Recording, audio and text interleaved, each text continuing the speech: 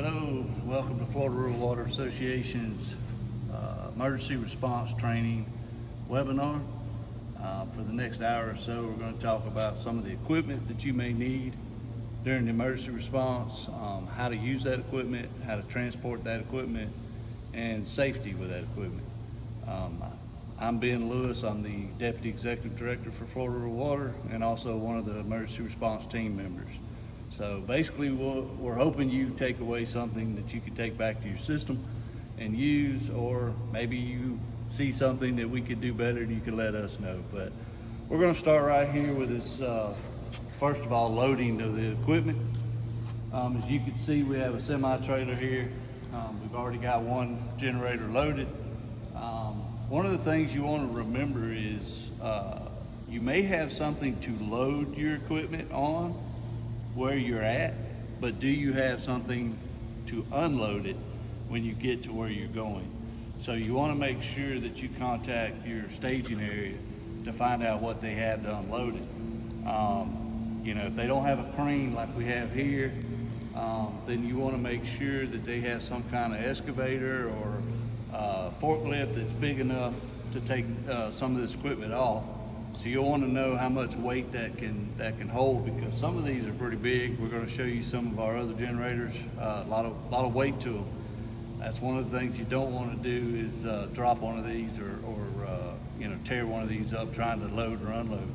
So we load with our crane here, and luckily we have a semi truck that has a crane on the back of it, so we can unload when we get to where we're going. But one of the things that we want to make sure that you understand is when you tie these down, no matter what you're using, you always want to make sure that you get these as tight as possible. You're pulling against the equipment, you're pulling it down. We've got some rails here that we had built that will allow the tires to push against the tires. You tighten them down, and that way it keeps that equipment from rocking and moving. We do have some actual jacks underneath that we can put on the body, on the frame, to keep it, because as you're going down the road, you're going to see this equipment bounce a little bit. That's why you want to stop. No matter how far you're going, you want to stop from time to time and check this equipment, make sure it hasn't loosened up. You know, with this thing vibrating and moving, it has a tendency to loosen. So you want to tighten your load, check your load, make sure that everything's good, and then, you know, move on down the road to your staging area. But making sure that this is good and secure is one of the biggest things you want to do. If you have anything on here like a spare tire or a wire or chains, you want to make sure that those are secure. They can't fall off, hit a vehicle behind you. So you want to make sure that those are good and secure.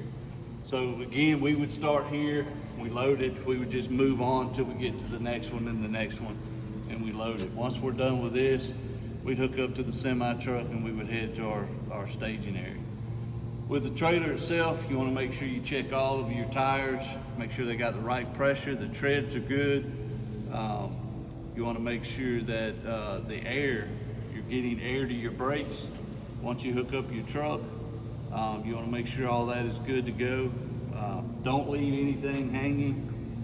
Make sure you take all the chains off, and anything that you're not using, put it into the cases underneath or into the trailer itself or the truck. You don't want anything that could come off of this trailer that could hit somebody. So as you can see right here, this has what they call a pintle hook on it. So some of them are going to be a pintle hook, some may be a ball hook. You want to know when you're taking a piece of equipment what you need, because you're not, you know, you got to have the right piece of equipment to tow this. We've seen a lot of people pull up and go, oh, I don't have that pintle hook to tow it with. All right, so you want to make sure when you're towing a piece of equipment that you have the hookup. And this is a pintle hook. I'll show you a ball hook. We'll go over and look at the generator here in just a second, and then we'll talk about how to hook these up and how to tow them safely, and then we'll work around the generator itself. All right, so this is the ball hook I was talking about. Okay, so one of these things, what you want to do is make sure that you have the right size ball. You want to make sure, is it a 2 inch, is it a 2 and 15/16, or you know, what size is it? So you always make sure. What I like to do myself is when I hook up to this ball and I make sure that this pin is down, you know, you're gonna lock it in. I always make sure you have something here to lock it. Don't just stick a nail in there, you know, or something. Just put something in there to lock it, okay? Once I do that, I always take this and I crank it up. I'm picking the ball up, I'm picking the truck up. If I crank this up and the back of the truck starts moving up, then I pretty much am sure that this is locked in, okay? It's very important that you make sure that you have the right ball and the right hookup. If this thing comes loose, you can see how big it is. It's gonna be a lot of damage, not only to probably your vehicle, but to this piece of equipment if it flips over or rolls, could hit somebody else. Once you've hooked up your ball or your pintle hook, depending on which one you have, you want to make sure that you plug in your lights here and make sure that they're working. Don't just plug it in and then, you know, say, oh, okay, well, everything should work. Check it out. Turn your blinkers on. Turn use your brakes. Turn those on. These have to go in a certain way. They have to go in far enough that they actually are clipped. Okay, so you have a good ground, a good power. And you want to make sure on your truck that you have this type of plug. A lot of trucks, they have the little 4-pronged square plug. That's not on here. This plug here is the one you're going to have. And if you don't have that, towing these is not a good idea without it. Okay, because again, you're not going to have lights. You're not going to have anything for people to see. And as big as this is, they may not see your vehicle. And that's another good point. You want to make sure your truck's big enough to tow these. Okay, you won't want to bring a little S10 or a Ford Ranger to tow one of these. Okay, it needs to be a good sized truck, 1 ton or better probably, to tow these. Always hook up your chains. Make sure they're not dragging the ground. Hook these up. It's very important to have these. This is going to keep this thing, if it does break away, it's going to keep it from flying off into somebody else's vehicle. The braking system, there's a braking system hooked to it. Once you hook those chains in, that braking system is there. That's going to allow this to put on brakes if it feels like it's, you know, not using the vehicle, or something happens to this thing, it's going to lock these brakes up. Okay, so that's just basically some of the safety on towing it. Biggest thing is make sure this is locked in good. So again, make sure you check your tire pressures. Not only the tires that are on the generator or the piece of equipment, but your spare tires. These things will lose air. You don't want to be in the middle of having to change a tire out. You put this one on and it's flat. So make sure. Over a period of time, these things are going to dry rot no matter what. So you need to replace these. You need to look at them and replace them on a very, you know, a routine basis. All right, so that's basically towing it. Okay. Anytime you're ready to haul one of these or to load one of these, again, you see this wire, it's not where it should be, so you want to make sure that that's secure before you take off. Okay. You want to make sure it's got the proper equipment on the end of it. Now, as you can see, this wire has some plugs on the back of it. Well, if you look back here, you can see that on our generator, there's some plugs here which you would match up. Not all generators are going to have these plugs. All right. Not all generators will have plugs that you can plug into your system. It won't be the right plug. So again, you may have to take these off or cut these off and use bare wire when you're plugging these in. And we can get to that, you know, in a little bit. I just wanted to tell you, to show you that we have these plugs that match up, and then we tie the other end in. Okay. So again, make sure everything's secure. You make sure your lights are working, things like that. Now to show you this generator, this is one of, I think, 16 that we have that are like this. Okay, we have different types of generators, but this is a pretty big boy here. When we have a hook on the very top that we can load it with, pick it up with our crane, and we load it that way. Okay, so but one of the things that you want to do, you know, is check this thing out before you actually take it anywhere. So basically you have to get power to it, and there's a power switch inside. Okay, so basically you've got a power switch right here, and it's in the off position, so you'll want to turn that power switch on. Okay, once you turn that power switch on, it's going to put power back here to your panel.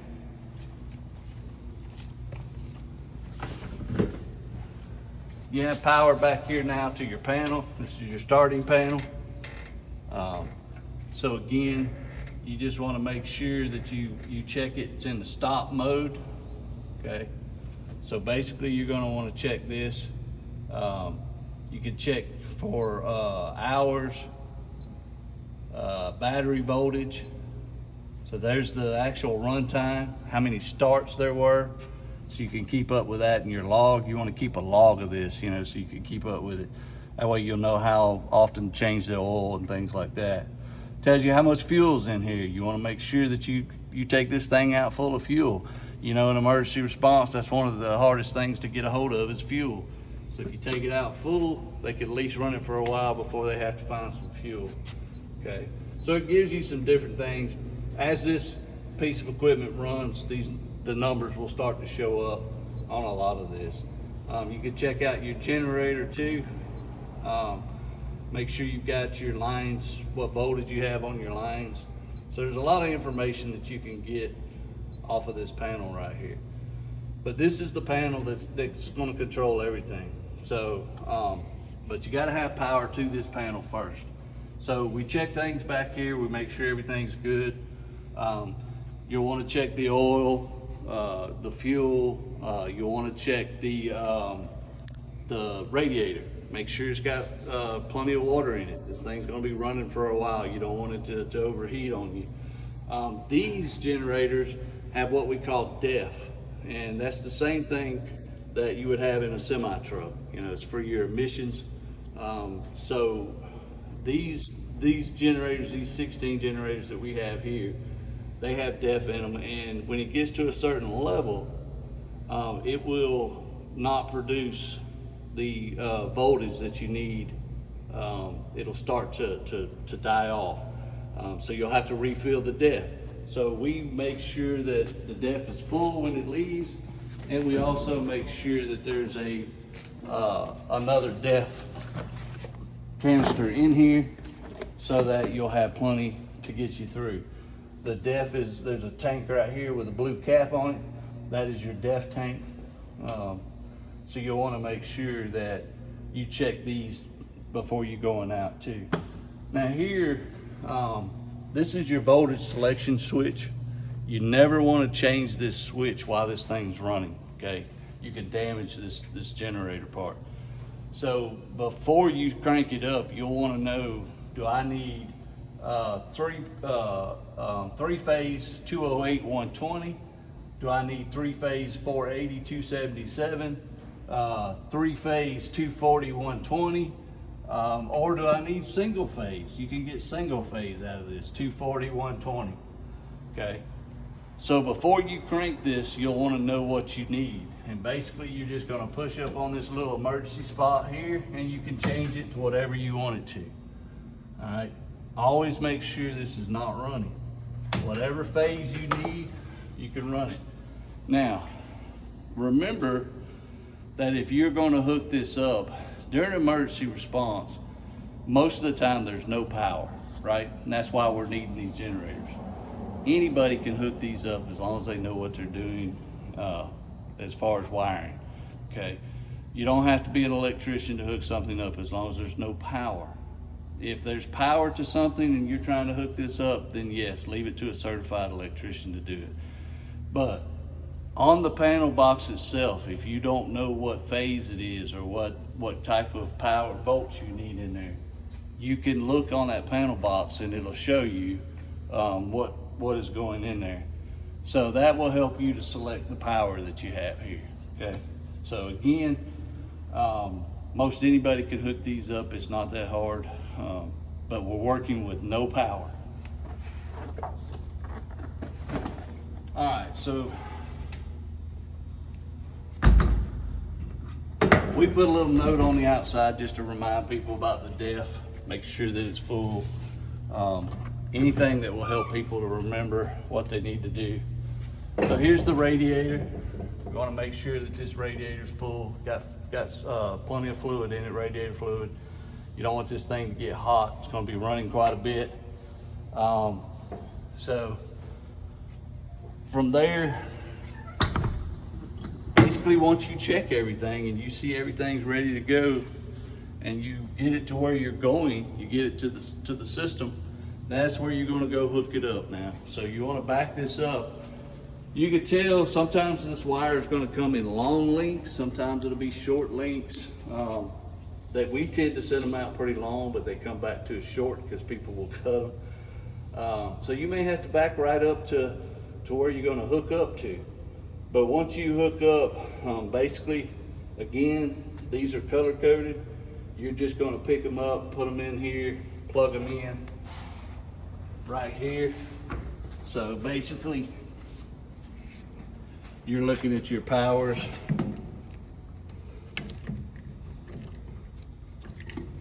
So you just color code it, and you'll have to twist it around.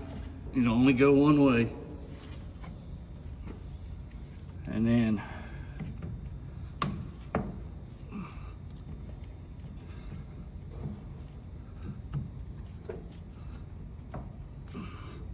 once you get these hooked up, then you're going to come around to this side, and this is where your other end of your wire is. As you can see, they're bare, okay? So you're going to want to hook them up the exact same way. We use the boy system. So black, orange, and yellow, which is black, red, and white. But basically, those are going to be your power. And then you have your ground, okay? You want to make sure that you bring them in where the opening is, because you got to be able to close this door, okay? So there's an opening here. You want to bring them in through this opening.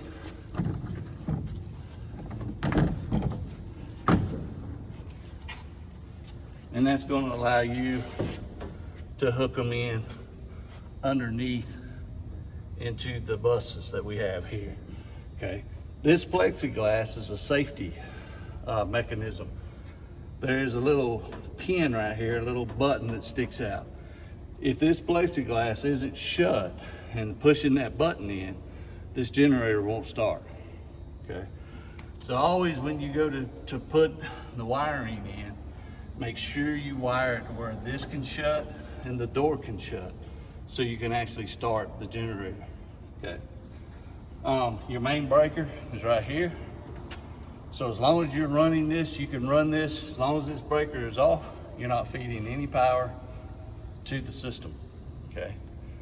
Once you're ready and you think you've got everything hooked up and you're ready to go, you can flip this main breaker on. That's going to supply power to your panel box or whatever it is you hooked up to, pump, whatever you directly hooked up to. If you're hooked up to another panel, I would recommend you turn those breakers off. You turn this breaker on, and then when you're ready, you would turn the breakers all on in your panel box to make everything run, okay?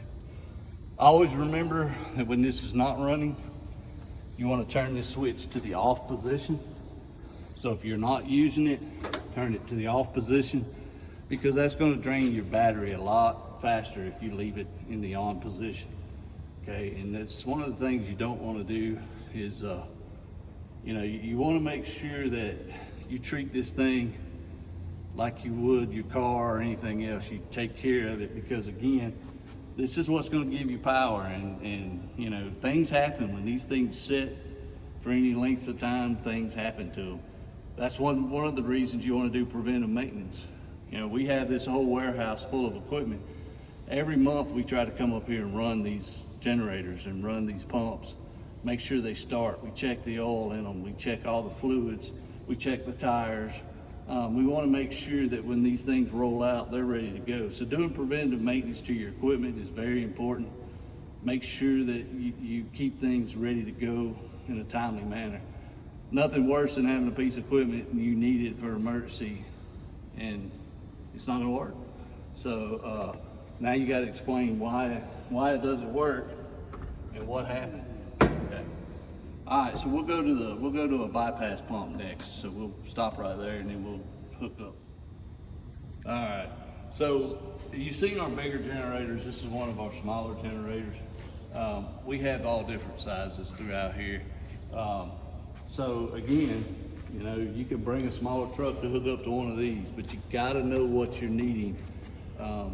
The same thing if you call us or you call somebody else and say, I need a generator. You really need to know what size generator you need.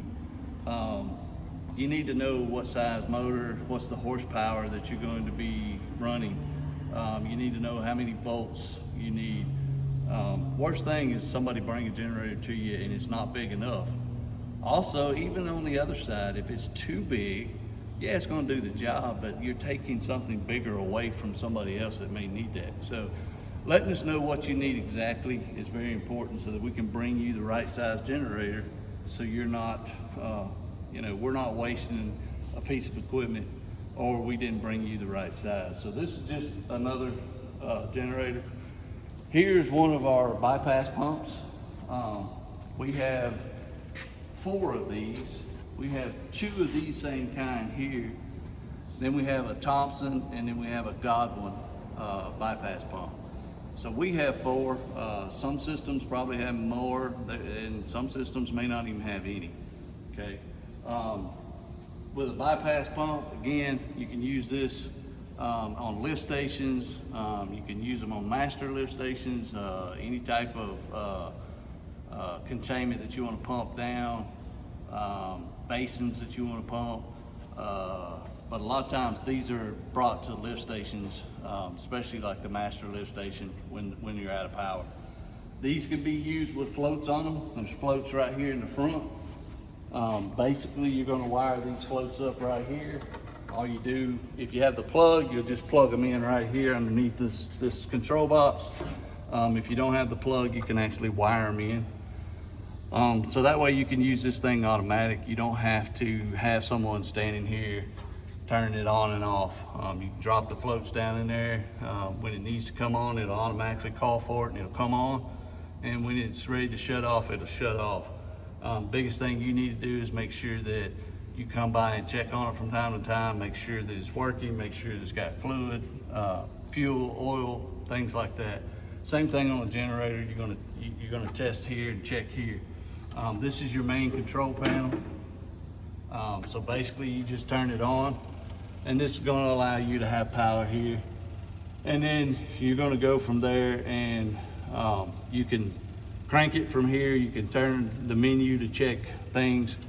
Here's your throttle right here. See the hours just popped up. Tells you everything. Your throttle to where you can speed this up and speed it down is right here. You know, you can pull it out. Fuel, you want to check, make sure the fuel is easy to get to. Here's your hoses. So again, making sure you have the right size hoses for these, making sure that you connect. You have your connections in the back. Make sure you connect those. One of the things that you want to make sure of is inside these hoses, there are O-rings, okay? So you want to make sure that those O-rings are actually in there, okay? Without an O-ring, you're going to have, when you place these together, you're going to have, it's going to be loose, and that's where you're going to get some suction issues, okay? Basically what they say is you can go up to about 15 foot. You can have 15 foot of hose and this will have a good lift on it. Anything over 15, you know, you may have an issue depending on the size of the pump. But if you don't have one of these gaskets in it, or if you don't have the right thickness of the gasket, you could have a lot of air, which is going to lose suction, and you're not going to be able to pick it up at all. So make sure you have extra O-rings. Make sure they're in there. Make sure these lock down when you stick these hoses in it, okay? So again, check, make sure that your radiator is good. We keep our batteries charging. We have a trickle charge we keep on them when they're sitting up here.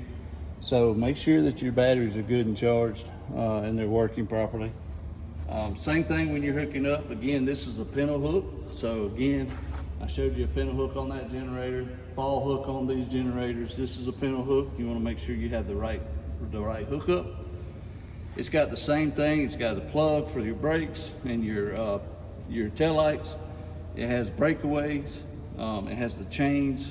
So again, same thing when you're pulling any equipment. Make sure this thing is connected. Okay, you don't want any of this equipment coming off when you're pulling it down the road. If you're loading it onto a trailer, you just hook right here in the middle. You just hook the swing to it, and you can lift it up that way. So again, anytime you're lifting these and putting it on a trailer, just make sure you don't have anybody standing right under it or close to it. If something was to happen, you don't want anybody to get hurt. You are probably going to have somebody guide it, but you don't want anybody right up on top of it, okay? So this is one of our trash pumps, bypass pumps. I'll show you another one. It's in the back there, but I'll show you that one. They run the same, it's just they look a little different. This one is not noise attenuated, so it is kind of loud when you're out in the system. The one we have, the God one, is for neighborhoods that probably don't want to hear the noise. So I'll show you that one here in just a few minutes. All right, so the last bypass pump that we looked at was a Messino pump. It was a 4-inch bypass pump. This is the Godwin pump that I was talking about. This is a 6-inch bypass pump. It is the noise attenuating, meaning that you can put this in a neighborhood. You're not going to hear it as well as you would the other pumps that we have.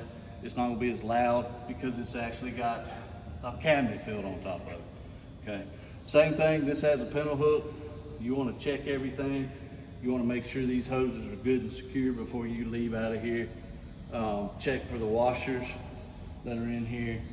But it's all basically set up the exact same way. It runs pretty much the same way. You've got a power switch in here. You're going to turn it on. Once that power switch comes on, you just run through, check to make sure all the settings are good, and then you can push the start button and this will crank up. Again, you can run these with floats where they're automatic, or you can run them manually. Okay, so again, the intake, the outtake are right here in the back. Same way with our other pumps that we have. Some of our pumps are out being used right now, but again, this one is the Godwin bypass pump. So we've had this one the longest, and a lot of people like to use it because again, it's not that loud. You can put it in a neighborhood. We've got a variety of hoses, so you want to make sure you've got plenty of hoses, different type. We have some lay flat hose for discharge. Your suction hose always wants to be some type of rigid. You want to make sure you always use a strainer. Don't throw this in without a strainer. You can block this up, tear these pumps up real easy. So always use a strainer. If you don't have one, call somebody, call us, we'll bring you one. I wanted to show you our fuel trailer. Fuel's always hard to get during emergency response. So we have a fuel trailer here that we put fuel in. This is one of the things that we haul. For emergency response, you want to have some type of fuel depot or fuel trailer or fuel tank. Make sure that thing's full before, if you hear the storm's coming in, it's coming your way, get it full before, don't wait till afterwards or right before the storm hits. The chances of you getting fuel are slim. We've got diesel in the big tank. We've got non-ethanol up front. This allows us to fill up some of our equipment, because again, we take everything out full, but we want to have that extra in case somebody can't get to a generator to fill it up. We have it, we can run over there real quick. So this is something else that you may want to think about having at your facility. Our other semi-trailer, you can see is sitting here. It's got a couple of the bigger generators. As you can tell, you can't get as many of these big ones on here as you do some of our smaller ones. We're getting ready to load this up. We're in the midst of loading the other one that I showed you, basically because we want to be prepared and ready to go when these storms hit. We want to get there as fast as possible and get you back up and running. And that's your goal too, is if you're responding to a system, you want to respond fast. And if it's your own system, you want to get water and wastewater back up as quickly as possible to your customers. So again, these are some of the things that we want to check. We want to make sure that you've got. I'm going to show you a small generator and a VFD. I'm going to show you a small trash pump here in a few minutes. We're going to pan through. I'll show you some other generators. But other things that you can use, or you need to have, chainsaws. You want to make sure you've got chainsaws. You may have to cut your way in. Some type of front end loader, something that can move some of the trees and get them out of your way. Communications. As we found out in some of our storms, some of us have AT&T, some of us have Verizon. Some worked, some didn't. Sometimes we had to go get a burner phone, and I have AT&T, I had to get a Verizon. It worked for a while, and then it went out, and AT&T started working. Satellite phones. Some people have good things to say about satellite phones, some people don't. Now, they are expensive. You need to make sure that you have them turned on and registered way ahead of time. You don't want to wait till the last minute. It takes a few days for them to get activated, but they work. You can get a hold of people in emergencies when you need them. We have a base station and a repeater station that we take with us so that we could talk to our trucks. And basically it's walkie-talkies, just like you would if you had a semi-truck with a CB in it. So basically that's what we have. We also have, on the other side, we have a camper that we take with us. That camper is basically, what we do is we load small generators into that camper. That way we can tote our small generators, our small pumps.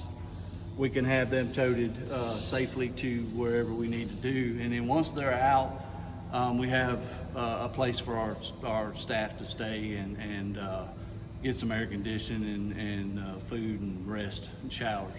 So again, that's just one of the things that we have. People have different types of trailers and different types, but if you're a system that's preparing for someone to come help you, you got to think about those things. Where am I going to put those people? Where are they going to stay? How am I going to feed them? Have your work ready.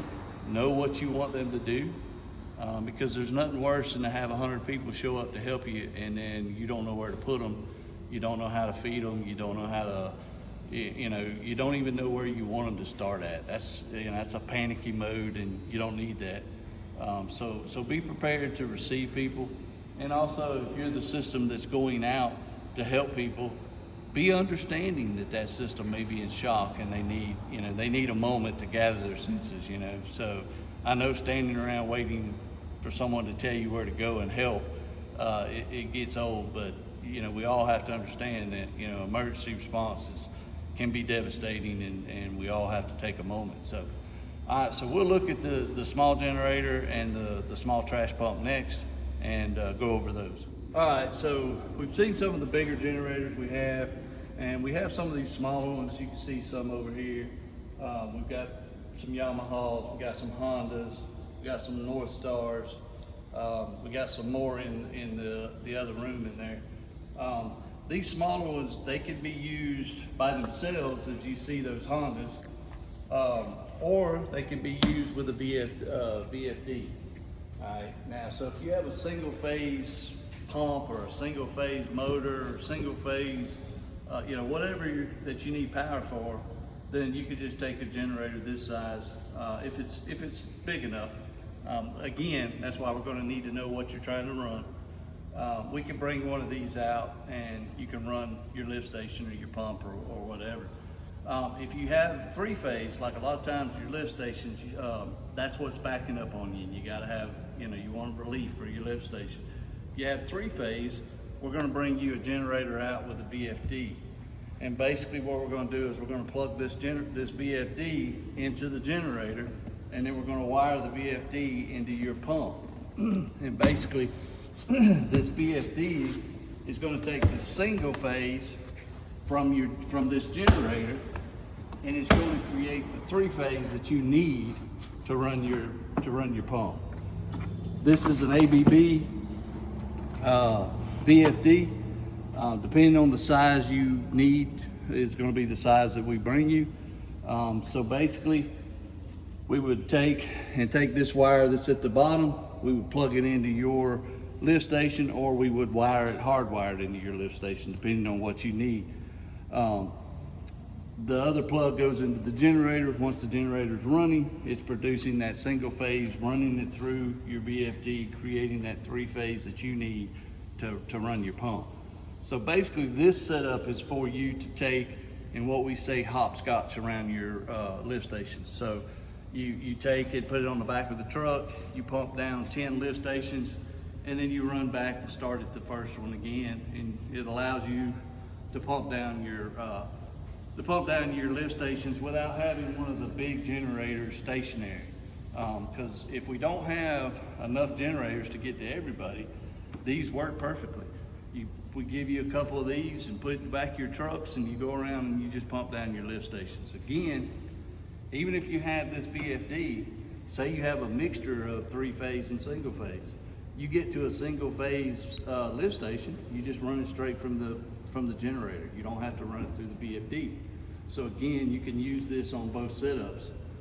Same thing when you're checking these out, make sure your tires are full. If you don't have the hard tires like on the trash pump, you have these tires, you want to make sure they're full. Make sure your fuel's full. Check your oil.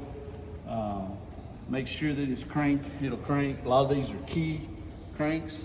Some of them are pull cranks, so you want to make sure that if it's a pull crank, that rope is in good shape. Make sure your batteries are charged. Make sure it's got plenty of oil in it. Make sure your plug is the right plug. It plugs in. If these wires get moved from one place to another, you may not have the right plug. There are different types of plugs on these generators, so you have to make sure that you get the right ones. As you can see, this is a 4-prong plug, but look at that one plug. The prong actually pokes in. On some of them, the prong pokes out.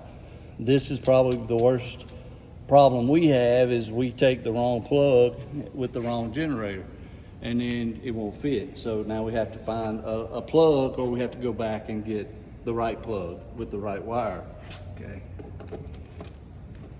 They do twist and lock in, so make sure they're good and locked. So basically it's the same setup as your big generator. It's just a smaller version. We have quite a few of these. I want to show you over in the corner. These are all the VFDs that we have that we can bring out that are not attached to generators, that we can actually bring out. There's 10 horsepower, 20 horsepower. So there's different 40 horsepower ones. I think we got 100 horsepower over in the box over there. We have a lot of panel boxes here that you see. If your panel box is destroyed and you need a panel box, we can actually loan one out to you. We do a lot of training on these panel boxes on where to hook up and how to hook up. One of the other things we have here is we have a PTO generator. If you have a tractor, or if you have anything that has a PTO drive on it, you can actually hook this PTO up to it and it will generate power. So we have one of these that we take out with us, so we can use it. So again, just another way of getting power. I'm sure there's a lot of other ways that people have thought, but this is one of the things that we've used. Your welders, A lot of times you have local people that have these big welders on the back of their truck. You know, those right there can put out that power you need, that 3-phase power, single power. So, you know, those big welders, if you know people that are, you know, in your neighborhood and your well goes down or whatever, give them a call. So those, you know, those will work. Like our bypass pump, we have trash pumps. We have 3 or 4 of the trash pumps. This is one of them. Again, you got your inlet and your outlet. Your inlet, your outlet. Make sure you have the right fittings to put on these, the right hoses. Again, check the fluids, check the gases, check your tires. Make sure you run these things. The most important thing I can say is try to run your equipment as often as possible. Because again, if you let something sit for any length of time, something's gonna go wrong with it. Gasoline tends to go bad. Even if you put stabilizer in it, you use non-ethanol fluid, it still goes bad. Your oils start to break down. So those type of things start to happen. The thing's not used to running, you put a load on it and it doesn't want to run, okay? So best thing you can do is have a maintenance program and have someone dedicated to making sure all your equipment runs. So when you need it, you know, you're not in a bind. We at Florida Rural Water look at emergency response as not just hurricanes, tornadoes, fires, floods, you know, ice storms. We look at emergency responses, everyday emergencies, and we all have them, right? We all have something that breaks or tears down or stops working. Those are emergencies, and when you respond to them, you are now an emergency response personnel. So you need to be prepared all the time to have the right equipment, the right staff, the right tools to make these things work.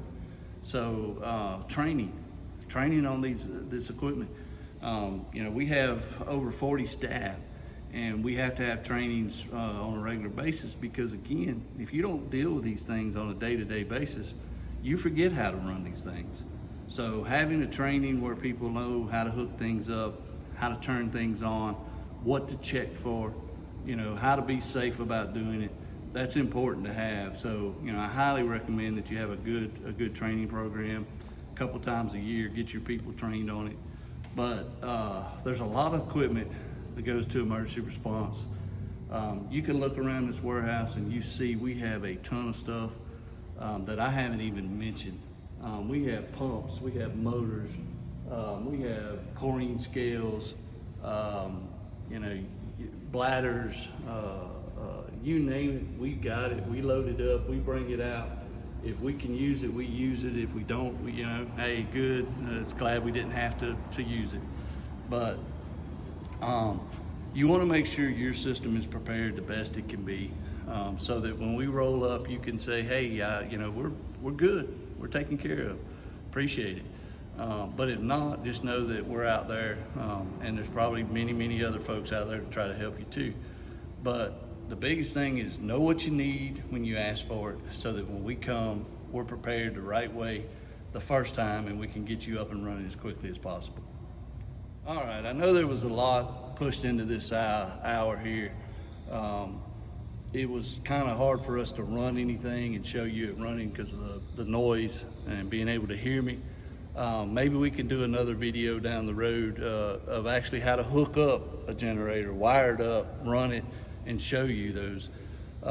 If you know of other videos that you would like to see, panel boxes, VFDs, let us know, send us an email, call us, let us know what you want, and we can make these. But we just basically wanted to show you the equipment that you may need, the equipment that we had, you know, how to check it, how to make sure that you were safe handling it, moving it, and things that you would do to it while you stored it. Again, I said earlier, you know, we've got drums of oil. We're changing these oils out all the time. We're maintaining them. We put them on a load bank. We try to do it once a year, hopefully twice a year. It's very important to load your equipment. Make sure that it can actually pull a load. As you can see here, we've got all kinds of, I was talking about your ball, your pintle hooks. We have all kinds of different ones because they tend to disappear, or I don't have the right one. So we'll throw 1 or 2 different kinds in our trucks so that we're not caught off guard. So it's good to have as much as you can, chains, things like that, anything that can help you lock down. Now I wouldn't recommend using straps on these big generators. Those straps tend to break and tear. So chains is what you want, binders is what you want. So again, I hope that this video gave you some ideas. I hope it was a good learning lesson for some. Again, if you have any comments or if you have any things that may help us as we go about helping other people, please let us know.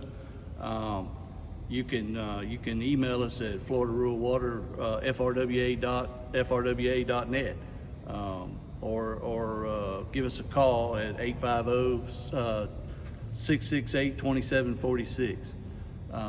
So let us know how we can make better videos, or maybe how we can do better equipment and have more equipment. But again, I hope this was educational to you, and I wish you a good afternoon.